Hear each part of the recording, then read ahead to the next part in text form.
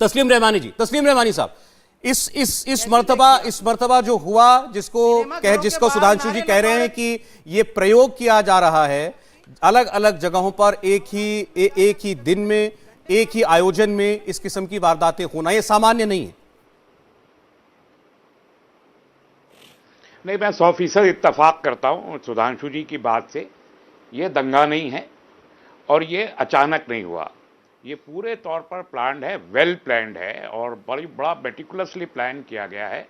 और आप देखिए, जो सुधांशु जी ने कई एग्जाम्पल्स दी हैं, गोरखनाथ टेम्पल से लेके और यहाँ खड़गांव तक 10 मार्च के बाद से गर्मी निकालने का काम शुरू किया जा रहा है और मुख्तलिफ जो हलाल का इशू भी, अजान का इशू भी और हिजाब का इशू भी और इकोनॉमिक बाइकआउट का इशू भी, ये सबके सब 10 मार्च के बाद से शुरू हुआ है। इसलिए प्लान तो है, इसमें कोई दो राय नहीं। लेकिन इसके बाद मैं एक बात इसमें इजाफा करना चाहता हूं कि इस प्लानिंग की इत्तला सरकार को नहीं होती है। सरकार को 12 घंटे के अंदर यह मालूम हो जाता है कि कौन कौन लोग थे जिन्हें अरेस्ट करना है, कौन कौन से घर हैं जिनको बुलडोजर चलाना है, और 12 घंटे के अंदर अचानक सब चीजें मालूम हो जाती है। लेकिन 12 घंटे पहले, वाकया होने से पहले सरकार को कुछ पता नहीं होता, उनका इंटेलिजेंस बिल्कुल सोया हुआ होता है। लेकिन जब हो जाता है उसके फौरन बाद हर चीज मालूम हो जाती है। तो आप इसे एडमिनिस्ट्रेशन का फेलियर क्यों नहीं मानना चाहते?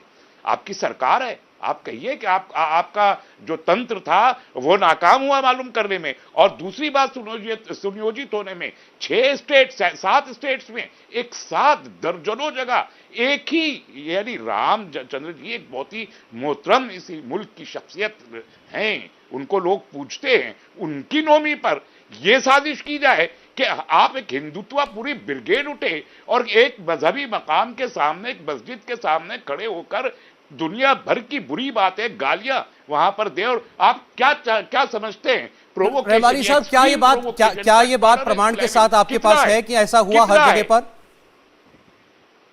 यकीनन हुआ है, यकीनन हुआ है, सबके पास प्रमाण मौजूद है। सौरभ जी, दुनिया बहुत छोटी हो चुकी है और सोशल मीडिया का जमाना है, हर चीज के वीडियोस मौजूद हैं और सारी दुनिया के पास मौजूद है, सिर्फ यहां नहीं। मुझे तकलीफ ये नहीं है कि खड़गांव में क्या हुआ या ये 10 जगहों पर क्या, मुझे तकलीफ उस कॉन्स्पिरेसी की है, उस रिहर्सल की, उस ट्रायल की है जो किया जा रही है, ट्रेलर दिखाया जा रहा है इस मुल्क के लोगों को। माफ कीजिएगा सुधांशु जी, ये ना म्यांमार है और ना सीरिया है। आप नाकाम हो जाएंगे, आप देश तोड़ रहे हैं। शिवम, मुझे आप इजाजत दें, मैं एक बार सुधांशु जी का कमेंट लेकर आपके पास आता हूं। नहीं हो रहा, ठीक है, आपका जवाब ले रहा हूं मैं, रमानी जी आपको उत्तर ले रहा हूं सुधांशु जी से। एक बात का जवाब मुझे और देना है, आप एक 10 सेकंड दे दीजिए सुधांशु जी, प्लीज 10 सेकंड।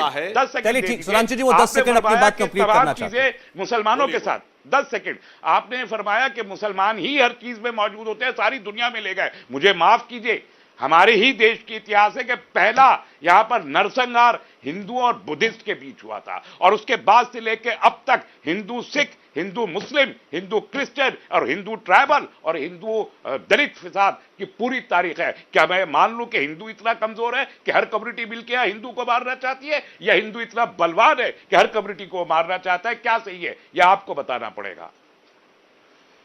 सुधांशु जी, तस्लीम रहमानी साहब जो बोल रहे हैं, कौन सा नरसंहार हिंदू और बुद्धिस्ट के बीच में हुआ था, कौन सी किताब में आपने पढ़ा है? इस ढंग के वाहियात एब्सर्ड इतिहास जो आप लोगों ने लिखने का प्रयास किया वो बहुत हो गया। अब मैं आज की डेट में आपको जवाब देता हूं, आज के भारत का, दुनिया छोड़ दीजिए। सौरभ जी, भारत में तमिलनाडु में पेरम्बूर जिले में कोलतार गांव, चूंकि कोलतार गांव में मुस्लिमों की आबादी हो गई 70%, तो जानते हैं क्या कहा गया? मंदिर में पूजा अर्चना बंद कर दी जाए, घंटे घड़ियाल बंद कर दिए जाएं, चूंकि मेरी धार्मिक भावना आहत होती है। और मजे की बात, तमिलनाडु की सरकार ने मान लिया। यह कोई नहीं बोला सेक्युलरिज्म का सूरमा, यहां बैठकर उन्होंने कहा यह तो सेक्युलरिज्म का सुंदर संगीत है, अगर 70% मुस्लिम हो गए तो फिर मंदिर बंद हो जाना चाहिए। तब इस देश का न्यायालय, हाई कोर्ट आया मद्रास का बीच में और उसने कहा कि यह कोई आधार नहीं बनता कि 70% मुस्लिम हो गए हैं, इसलिए घंटा सुनने से धार्मिक भावना आहत होती है। तस्लीम रहमानी साहब, यह क्या था? आप या शोएब जमाई? मैं जवाब देना चाहूंगा के बारे में। कोर्ट ने कहा नहीं, पूजा अर्चना होगी और जैसे चलती रही थी वैसी होगी। यह प्रयोग था, वो प्रयोग एक छोटे से गांव से शुरू हुआ था, वह प्रयोग अब पूरे देश में चल रहा है। इसलिए मैंने ये बात कहने का प्रयास किया। और जहां तक आपने बात कही गर्मी निकालने की बात, गर्मी निकालने का अर्थ सिर्फ आपराधिक और आतंकवादी तत्वों पर था। और बुरा मत मानिएगा, उत्तर प्रदेश में कोई घटना नहीं हुई, क्योंकि कहीं ना कहीं तो गर्मी निकल गई होगी, शायद इसलिए नहीं हुई। और जहां तक आपने राज्य सरकार की बात कही, तो बांकुरा और लोहरदग्गा कहां है? वहां की राज्य सरकारों को आप कहिए कि उन्होंने गलत किया। एक कमेंट शिवम त्यागी का इस पूरे जो कुछ भी आप देख रहे हैं पिछले कम से कम 3 दिन से हो रहा है उस पर मैं आ जाऊंगा आपके पास रहमानी साहब और शोएब जमई, लेकिन शिवम त्यागी कब निकालेंगे ये अरे एक मिनट शोएब जमई साहब, एक मिनट आप बोलिए, आप बोलिए। सुना सबको आपने कहा है। देखिए मैं तो सिर्फ इतना ही कहना चाहता हूं सौरभ जी के शोभ यात्रा जिस तरीके से निकल रही थी रामनवमी पर, उसके बाद जो सिचुएशन ये बनी है, मुझे समझ में नहीं आता कि शोभ यात्रा या फिर वहां पर जो धार्मिक गाने चल रहे थे उससे किसी को क्या परेशानी हो सकती है। उससे तो कोई परेशानी नहीं होनी चाहिए। दूसरी बात ये है कि रहमानी जी ने आपने सुना, उन्होंने कहा कि मस्जिदों के बाहर भद्दी भद्दी बातें कही गई, और मैंने पूछा प्रमाण है, बोले हाँ है प्रमाण है। प्रमाण आप अगर है तो मुझे अभी दिखवाइए, मैं अभी मानूंगा। दूसरी बात ये, आप मुझे एक चीज बताइए, अब से कुछ दिनों बाद ईद है और इस देश में 70 साल से ईद मनती आ रही है। इस पूरे हिंदुस्तान में ईद पर, मुहर्रम पर और ताजिया जब निकलता है, जब सड़कों पर नमाज पढ़ी जाती है, इस देश के किसी एक हिंदू ने आज तक क्या कोई पत्थर चलाया है? क्या कोई बम मारे हैं? क्या कोई लाठियां भांजी है? कोई एक इंसिडेंट अगर इनके पास हो तो बता दीजिए मुझे। अब ये कह रहे हैं लगातार कि रुक जाइए, अब ये कह रहे हैं रामनवमी में एक मस्जिद के सामने जाकर वो गाने चलाए जा रहे थे और उनको वो बर्दाश्त नहीं हुए। मेरा गांव उत्तर प्रदेश के बागपत में आता है, बरनावा, वहां पर 4000 लोग रहते हैं, 7 से ज्यादा मस्जिद है। 7 मस्जिदों पर 5 बार दिन में नमाज पढ़ी जाती है। हिंदू बड़ी शालीनता से सुनता है, लेकिन अगर वो रामनवमी मनाएगा और आपकी मस्जिद के सामने उसकी शोभ यात्रा निकलेगी तो आप पत्थर मारेंगे। एक चीज बताइए, मेरे भगवान का त्योहार मैं उसको बना रहा हूं, मैं ही उसको क्यों खराब करूंगा भाई? अगर हिंदू को खराब करना होगा तो वो ईद पे परेशान करेगा आपको। अगर आपको हिंदू को परेशान करना होगा तो बकरीद पर जब पूरे गांव की नालियों में सिर्फ खून ही खून होता है, जो शायद कहीं भी अलाउड नहीं होता, तब परेशान करेगा वो आपको।